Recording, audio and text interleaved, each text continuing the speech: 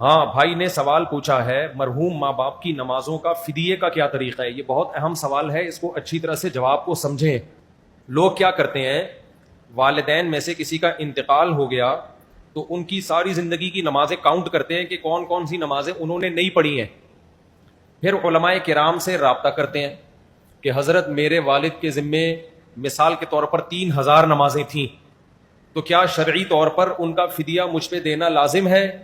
مفتی صاحب جواب میں کہتے ہیں کہ اگر انہوں نے وصیت نہیں کی اور وراثت نہیں چھوڑی تو پھر آپ پر شرعاً لازم نہیں ہے.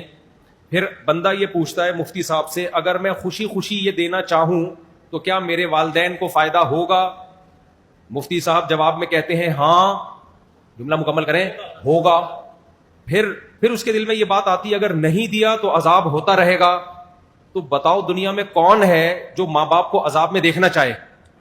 اس کا نتیجہ یہ نکلتا ہے کہ عملی طور پر وہ یہی سمجھتا ہے کہ مجھے دینا ہے. نہیں آئی. اور 4-4 5-5 ہزار نمازوں کا فدیہ 4-5 ہزار روپے نہیں ہوتا, جائیدادیں بک جاتی ہیں لوگوں کی. اس لیے میں جب یہ مسئلہ پبلک کو بتاتا ہوں تو میرا بتانے کا اسٹائل تھوڑا سا چینج ہوتا ہے, کیونکہ شریعت کے مزاج کے خلاف ہے. شریعت چاہتی ہے کہ والدین کی وراثت اولاد میں تقسیم ہو, وہ فائدہ اٹھائیں اس وراثت سے. تو اگر یہ حدیث میں حکم ہوتا نا اس طریقے سے کہ ماں باپ مر جائیں تو تم نے ان کی نمازوں کا کفارہ دینا ہے, اگر ہوتا تو پھر تو آپ کے پاس دوسرا آپشن نہیں تھا.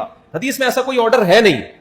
تو اس لیے مسئلہ یہ ہے کہ اگر ماں باپ نے اپنی نمازوں کی وصیت کی ہے تو پھر جتنی جائیداد چھوڑی ہے اس میں 1/3 میں وہ وصیت پوری کی جائے گی, 1/3 میں, کیونکہ ان کو یہ رائٹ تھا کہ زندگی میں 1/3 یعنی 33.3% کی وہ وصیت کر سکتے تھے. وہ تو پھر آپ نے ویسے ہی کرنی ہے.